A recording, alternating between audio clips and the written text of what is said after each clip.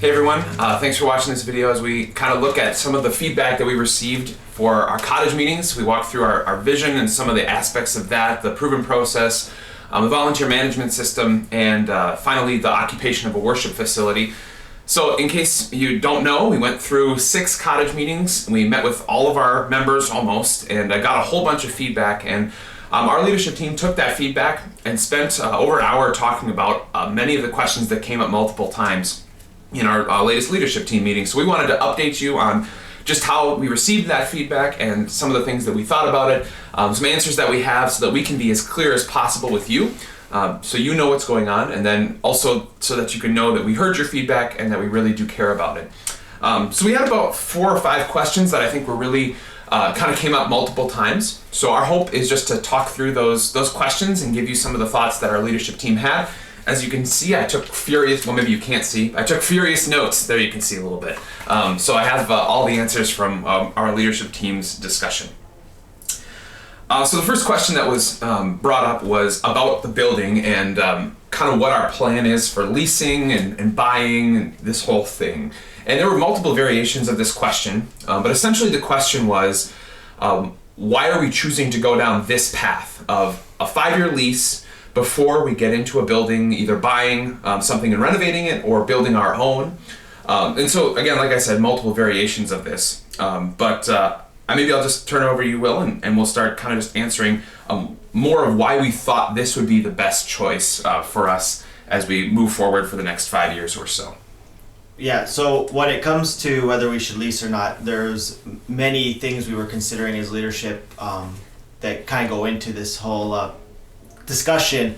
One issue that I kind of brought to the floor was that we had a property committee that was looking at building, or what we might want to build as Cross of Life on this existing property, or with maybe some of the land swap deals you've heard about. Any of these little kind of things, we still need to kind of know what we wanted to build. So we leadership tasked a team to looking into this. And one challenge they had was that we don't really know what we want, in all honesty. Mm-hmm. We have some pretty good ideas, but we don't really know what works. We've been in Lisgar, that's our experience. And when it comes to external things, extra rooms, the size of a building, acreage, we really need to kind of hash this out a little bit more. So that's going to take some time. On top of that, any building project just takes time overall. So, I mean, between just getting a deal done, permitting, zoning, building, getting all the equipment in and everything else done inside the building, that's going to take some time too. So we figured actually that through leasing we'd be able to kind of kill a bunch of more than one, maybe even more than 2 birds with one stone, and start to give ourselves a permanent spot sooner than later that deals with the Lisgar issue, which by the way, our rent did go up basically double. So that's something we're dealing with as a congregation. Secondly, we can start to investigate some of the things we might want or not want. Mm-hmm. In a rental space, so we can trial some ideas and learn through that. And then third, it just gives us the time to actually get our ducks in a row so we can go forward with a deal. Did you have something? Yeah, I mean, I think one of the biggest things that it was an eye-opener for me is through this discussion was how much time it would take, even if we started selling today. We put the for sale sign out on the front of the ministry center property. You have to first of all get a buyer, you have to figure out a deal with that buyer, you have to gain the cash, find land to buy, work with an architect to put plans together to build on that land, actually put a shovel in the ground, and at that point you're talking about 3, 4, 5, maybe more years just to get through that whole process. And with the pressure, like you said, about the Peel District School Board, we just don't have the luxury of waiting that long in Lisgar. I think another thing that we probably just need to think about, so I'm just going to read off some of the notes that I have and you can add some comments here. For our people, our people have, and that includes all of us obviously, have not had to take care of our own church building before. And so not just do we have the spaces, like this amount of bathrooms or this thing with the worship space or this thing with classrooms, we've just never had to take care of our own worship space. We've had the ministry center, which gets taken care of occasionally, and that's kind of with its use, right? We use it very sparingly in a lot of cases. And so like to just see, can our congregation as a whole care for a facility that we would operate 24/7, that people would be in and out of even more so than they are in the ministry center. And whether that's financial, if we're paying somebody to do it, or whether that's personal, that we're actually taking our own time to keep it clean, right? I think that's another issue that we wanted to just see, because if we build, let's say a $5 million building, and it's 5,000 square feet, and we have, we find out really quickly we can't take care of a 5,000 square foot building, then we have this huge piece of property that is going to depreciate just because we're not taking care of it, and it's going to be less useful for us. Do you have anything on that? Not particularly. Maybe it's one of your next notes, but one thing that we recognize is that there is a psychological and emotional conversation here too, because between leasing and buying, I mean, most of us would agree that we'd rather own something, and I think leadership team broadly would agree that we'd rather own something. So you kind of like, you have that hurdle to kind of get past in thinking about it. But one thing that we have to consider in that, and we kind of touched on some of these elements, is if we build something and spend money on something that we don't need, or that we thought we wanted but we don't want, or that isn't useful for a long amount of time, but it's only good for us for the near term, but then we find out we have to redo something so it serves the generations after us. That's going to cost us money too. So there's an upfront cost, and there's a long-term cost associated with building something that we're not prepared, or that we don't necessarily know how we're going to use, and an expense to that. But additionally, by leasing, we still own our ministry center property. If we hold on to this property, this still appreciates as appreciating asset. So we're actually still maintaining our assets, and then leaving ourselves available and open the opportunity to for it to appreciate and sell for more down the road. Yeah, and I think that ties into maybe one of the other questions that came up a couple times. Like, if we're going to spend, thousands, tens of thousands, maybe even hundreds of thousands of dollars on a lease space, how is that a good financial choice? And there are a number of ways you can answer this question. You kind of got at one, which is, let's say we're in a 5-year lease and we sink $300,000 into a 5-year lease. Money that we don't get any equity from, whatever. It is very likely that in that same time, the ministry center piece of property appreciates by more than $300,000 in value, right? So in a sense, we are actually getting that money back, or at least getting a portion of it back, and still getting a whole bunch of value for it. Of course, when it comes to like our upfront cost, some of that's in things that we actually get to take with us too.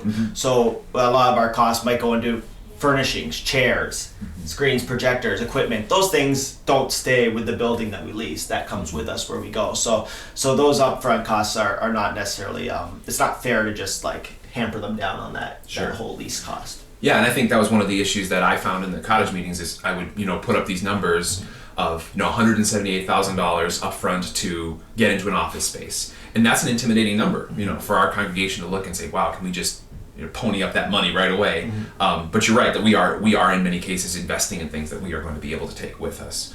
Some of that money is going to go into the building and we're not going to get it back, but that cost, first of all, includes things that we keep.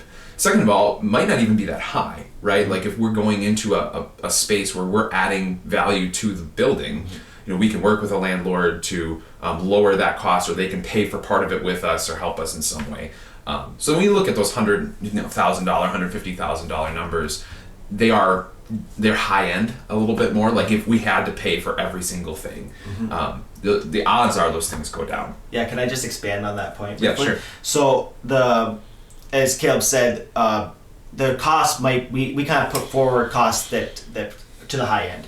And what he somewhat is alluding to here is that in a deal, it's possible to get the landlord to help us with those costs, because if it goes towards improving the building or the space that we're releasing, then they actually subsidize that a bit, and can subsidize it to different varying amounts depending on how useful that is for them. For example, if we put a big air conditioning unit on the building, that stays with the building. They offset the cost because that's a value to them down the road. And then the second point I had to that was that I forgot. That's okay. If it comes back to me, I'll Sure. bring it up. I'll bring up a couple more things that some folks brought up. Some it's spoken just about, why don't we just sell this ministry center piece of property and then take the money and pay for our lease and then hold on to some money so that we can invest in a piece of land and a piece of property, and then we don't have to ask our congregation to raise their offerings in any way. And so I'll just give a couple points on that. First of all, liquidation of an asset, especially an appreciating asset and a significantly appreciating asset like this ministry center property, just doesn't make a lot of financial sense. That money suddenly becomes set. It does not gain any value for us, right? I think there's also a second practical issue. If we sell the ministry center property, then suddenly any mortgage that we want to take out, we have nothing to borrow against, right? We have no collateral. And then the spiritual issue, I think, is the biggest thing at least for me as a pastor. Like, if our congregation is not regularly evaluating their giving habits, that's not smart spiritual care, right? And so regardless of whether we are looking to get into a lease or not, it's just healthy for us always to say, am I going before God in prayer to see, God, you've been so generous to me, how can I be generous to other people? You have anything else on that, just about liquidation of our asset? No, do we have any more questions about leasing or coming up? No, I think that's about all the ones that I've got here. So then what I would close on this particular conversation is that just because you maybe commit some money to doing this and whatever, like, leadership still has to come back and talk to the congregation. We still have to, whatever commitments we get is what we'll work with, and God will bless those. And then we will investigate what our opportunities are with those and present those to the congregation down the road. So people have an opportunity to see maybe what these possibilities are and to continue to give some feedback on this. It's not just give us your money and we're running away with it. That's not at all what's going to happen. Yeah, absolutely. Thank you for saying that.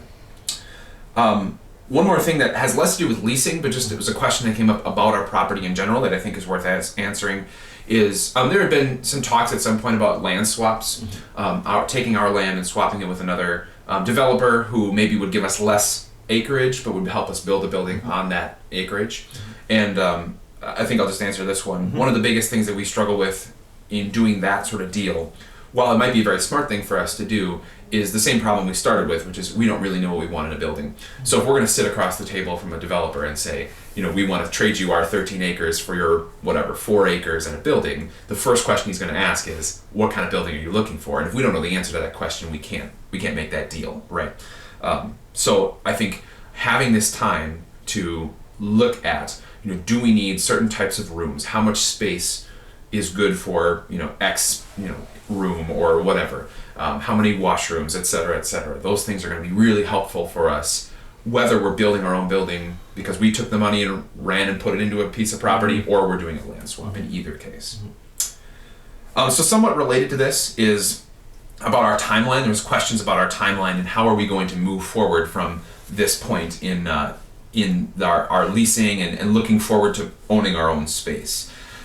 So the question was exactly, if we have a 5-year lease, what's our timeline for getting out of that lease and into a permanent facility, either one that we've purchased and renovated or one that we've built ourselves?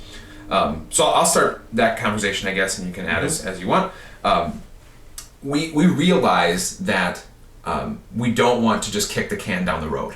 I think it would be a travesty if we got into a 5-year lease and then about 4.5 years from now, we all looked at each other and said, oh yeah, we were going to start working on getting our own building, right?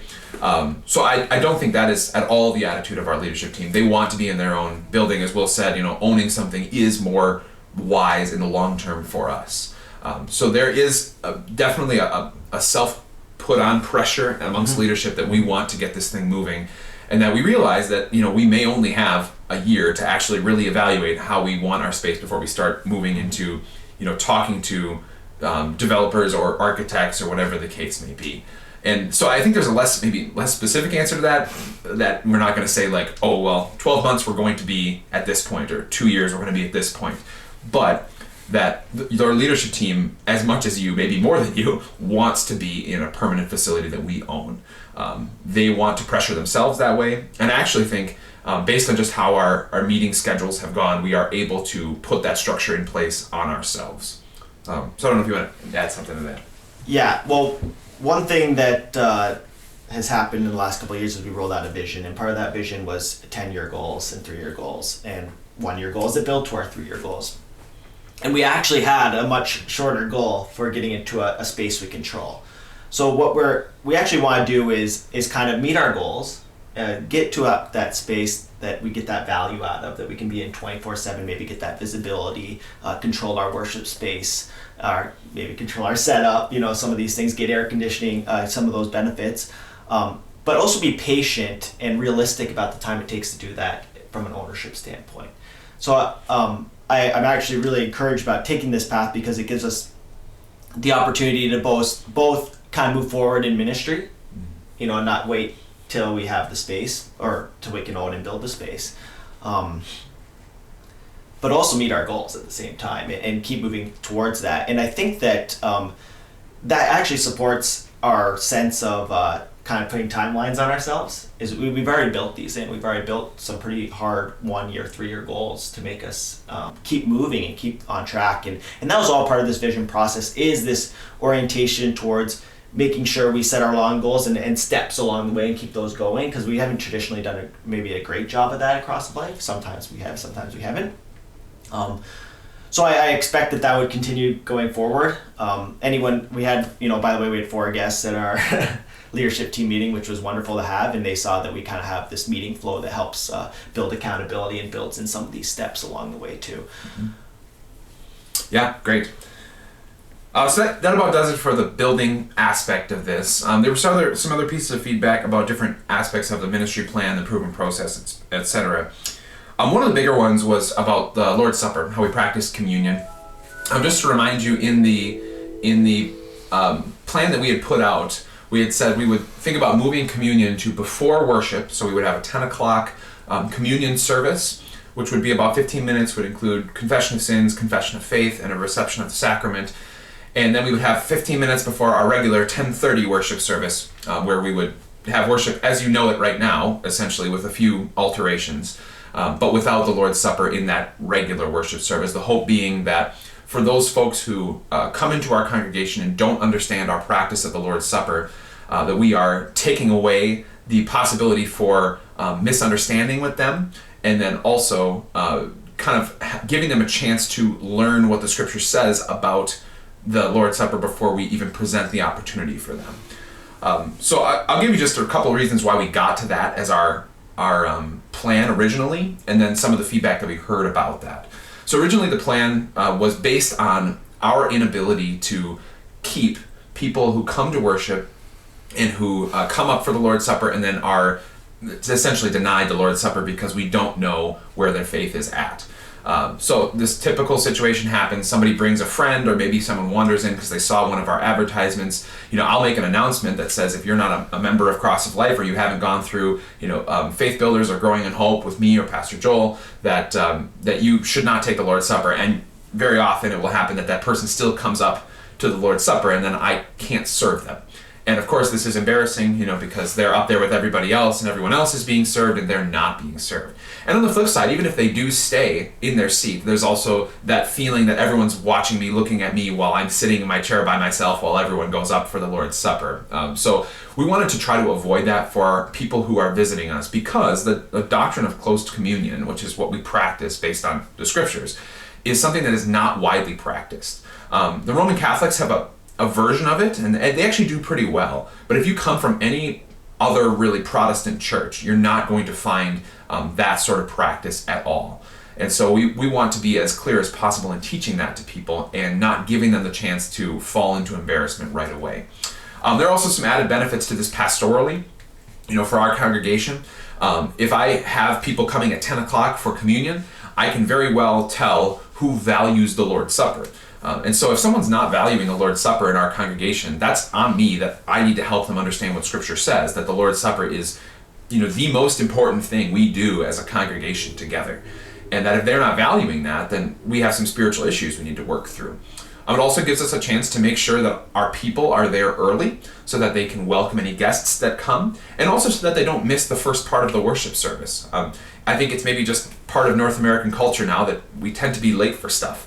And I want our people to be there for the first part of worship, because at the beginning of worship are some of the most important things we do, like the invocation. I mean, reminding yourself that you are in worship because only of your baptism.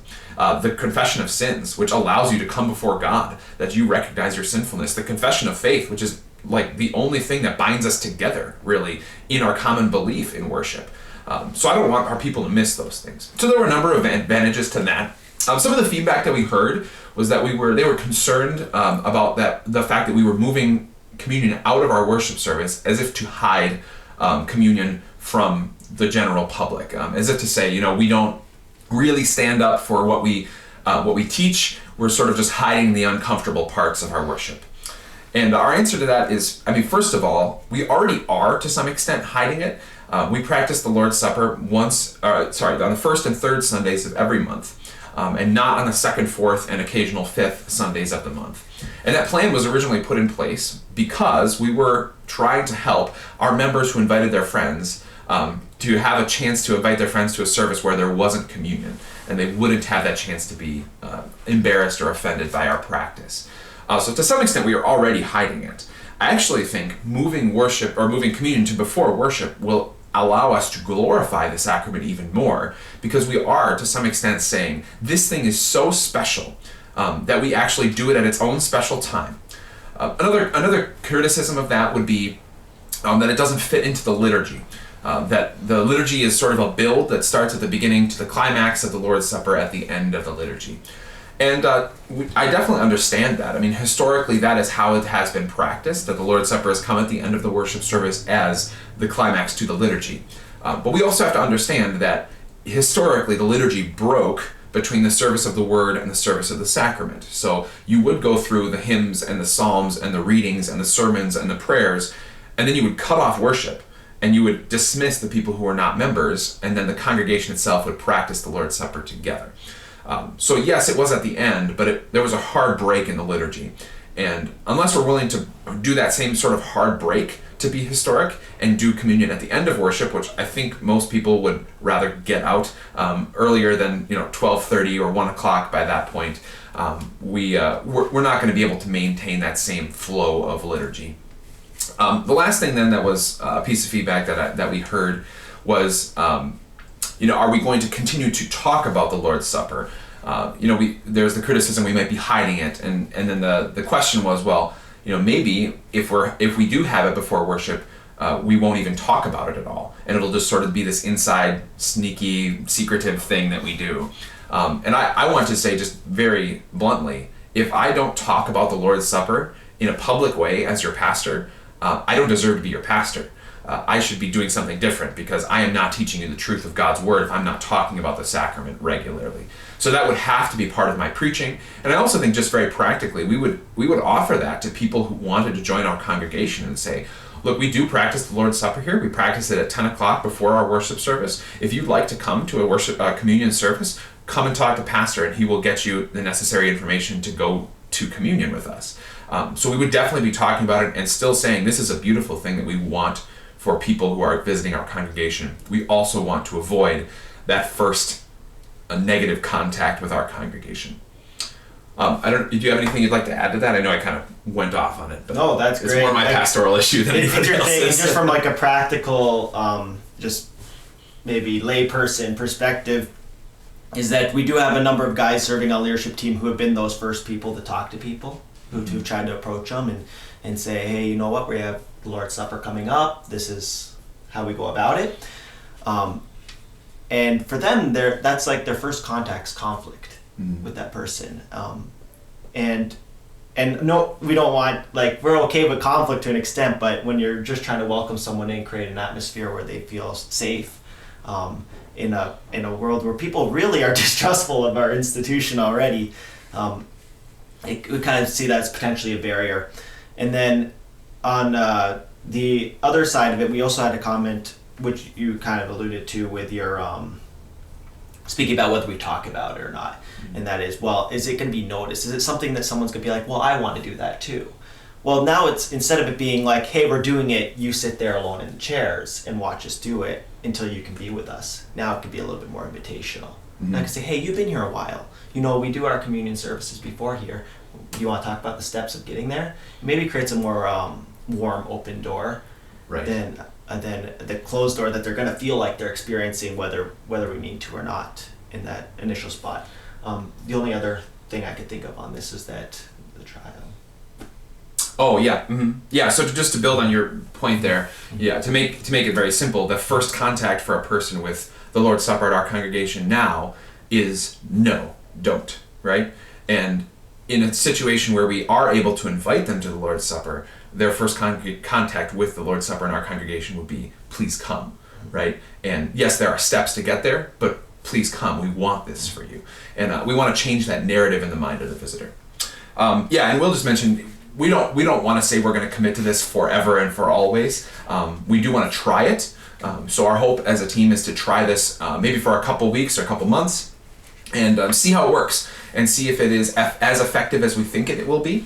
And if it's not, then we have all the freedom to go back to the old way. But this is good for us to hear, your feedback during that time as we try that. I think that's all. Oh, somebody asked about if we would start doing communion regularly, like every Sunday, then if we moved it to the 10 o'clock hour. And we didn't get a chance as a leadership team to discuss that. That wasn't something that came up as feedback in the Cottage meetings too often. It's more personal feedback that I've heard from people as I've just talked about this issue. And I would just say, for me, I'm open to the idea. In fact, I think it's a really valuable thing. We would just have to ultimately make that decision as a team. But I love that feedback, and I think it's a really thoughtful way of valuing the sacrament even more than we do currently, which is to practice it twice a month. Then we just had a couple minor other questions that are not as involved as the other ones, but one was just a general question about our programs, and we've said like we want to put some of our programs on hiatus for a while, things like March Break Camp and soccer camp possibly in the coming year, and just some questions about if we have a situation where we have somebody who can run the camp, who's not a called worker, just one of our members, and they are willing to do all the work, and it doesn't cost Cross of Life any money because there are fees for getting into the camp that cover all the costs, maybe even make Cross of Life some money. Would we be open to allowing one of our members to do that kind of program? So maybe I'll let you start on this one, and I'll add as we go. Sure. I think there's we kind of have to maybe pull back a little bit and think about this a little differently. For one, let's start with, there are billions of things we can do as a church. There would be good things. Good things, yeah.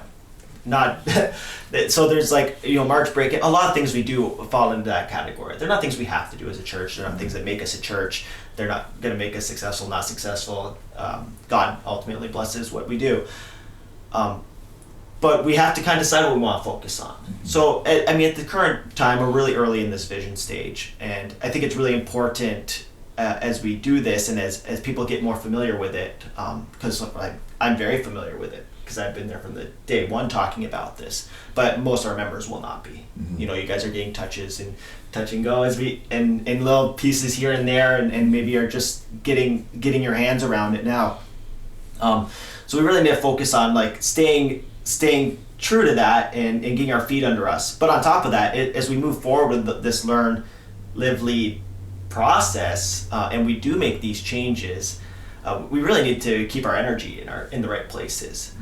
So one thing I said, and maybe I'll regret saying this later in one day, is that I think that the best thing to do is focus on what the main priorities we have, and start there and get everyone square off right in that one. We're in this learn, live, lead process and around our vision, and let some of these things unfold and see how that goes. And then maybe when we come down to 5 years down the road, or maybe sooner, we'll see that, hey, you know what? We actually have an open door to do something else here. Or maybe there's a way we can, a member that's really motivated to do something, we can support them in that. But you can carry on. Yeah, absolutely. I think one of the things that we have to remember with anything that we do, regardless of who's doing it, is ultimately it does reflect on Cross of Life. And and because of that, we want to make sure that we are doing things that represent the actual direction that our congregation is going. Now, I think to some extent you can justify a lot of programs as fitting into our vision, right? You could say they do fit into our vision. So I think that's less of the issue. It is more of our vision gives us some parameters. Within those parameters, we've narrowed it down to these parameters, which is the learn, live, lead, and we're going to try to focus on that. And anything else outside of that might actually fit in the vision, might be good, but it's not those things. So we had this conversation, about, for example, at Domino's where you work. If Domino's had a guy come up to them and say, you know what, I really want to sell fish tacos out of your Domino's stores. I'll pay for it. I'll pay for all the costs. I just want to sell it from your stores. You would say no, because Domino's is not a fish taco stand. it's a pizza place, and they're going to focus on doing pizza and doing pizza well. Even though it might be financially beneficial for them, and it might fit into the fact that they're a food service business, right? But they still want to say, we're going to do this thing and do this one thing well. That's going to have multiple applications in different places. One of the things we talked about too is that, even if a thing is a good program, historically we have invited a lot of helpers from different places across, especially the United States, to help us with our camps. And if our camps are not accomplishing our goals, then we are, in a sense, wasting our synod's resources, human resources, on our camps that are not really pushing forward our mission, when those people could be using their summers or their March breaks or whatever to do work in another place that is fitting with the congregation's goals and mission and so on from there. Anything else to add to that? The last things then, we have just a question about bulletins. So there are a handful of folks who really love the long bulletins that we used to have, the 6-page legal folding book bulletins. We have, if you've been in worship recently, seen that we've gone to just a single legal piece of paper folded in half. And the hope actually was eventually to move to a perforated half sheet that would have the sermon notes, the order of service, connect cards, prayer requests, the logo for the sermon series, all on that perforated half sheet. And you would actually have the connect card connected to that half sheet, and you could tear off the connect card, so there wouldn't be connect cards just flowing around everywhere. And so those are the two sides of this, right? On the one hand, people would say, I want to be able to know where I am in worship, or I want to know the words of the songs on a piece of paper in front of me. And we sympathize with that. I growing up, my home church never had screens until I was in high school. So I grew up always, reading out of a hymnal or reading out of a bulletin like that. And so I'm very used to that myself. One of the things that I think is the biggest motivator for us to move towards having shorter bulletins and eventually these half-sheet perforated bulletins is the cost of them. The cost for us to print off 6-page full booklet bulletins is over $1 per bulletin, where the half sheets perforated bulletins that we are looking at, I believe if my numbers are correct, are 14 cents per bulletin. If it's not that, it's definitely less than 15 cents. I know it's right around that number. We actually extrapolated this out over a year, and the savings for our congregation, if we were to do half-sheet perforated bulletins versus full book bulletins, is a savings of $5,000 just in paper and ink. Now, on top of this, we're also saving, because we don't have the human work of having to fold and having to compile a huge bulletin. We are saving the time of also our service preparers who put together the lyrics for the songs. They don't have to type them all up or find them and copy and paste them somewhere. You're saving time that way. And on top of all that, if we do a shorter bulletin, we can actually afford to purchase a less expensive printer. The printer that we currently use was purchased because it was able to do these large book bulletins and save some time doing those large book bulletins. But if we're not doing those bulletins anymore, we can actually purchase a less expensive printer that costs us less over the year. Based on all those factors, you're looking at a $7,000 or so savings per year, and you're saving human time in assembling these bulletins. On top of that, we throw out a lot of bulletins. And that's not to say that, we know people use them and then they leave them, they don't take them home or anything like that. But we are consistently throwing away 20 or 30 of our bulletins every Sunday. And we have to print that many because, just in case we have a larger group of people on a certain Sunday, but we want to do that in the most cost-effective way possible. Anything to add on the bulletins? I guess we could show one. Yeah, it's right here on my desk. Nice. So here's kind of what they look like. I don't know if you can see this very well, but that's upside down. So you have this is the logo for our most recent sermon series, the 4 generations to come. On the bottom section here, you would write your prayer requests. On the back side, you can't really see this super well, but it's got the order of service at the top. You would have sermon notes here, and at the bottom is our Connect card. And at the Connect card time, you can write on this portion down here at the bottom, and then this part actually just perforates and rips right off. So you can hand in your Connect card, and you can keep the service folder and service order and the picture. So that's the idea that, again, we would do on a trial basis to see if we can do something that's financially savvy for our congregation and also saves us some time. I believe that's all. Those are the only feedback that I have written down. Of course, we might not have caught your feedback specifically, or maybe you were only one person who voiced a certain piece of feedback, and so I didn't write it down, we didn't discuss it. We want to continue to talk to you about what you think about the campaign and the plans and how we're moving forward as a congregation. So there's 2 ways actually you can give us feedback.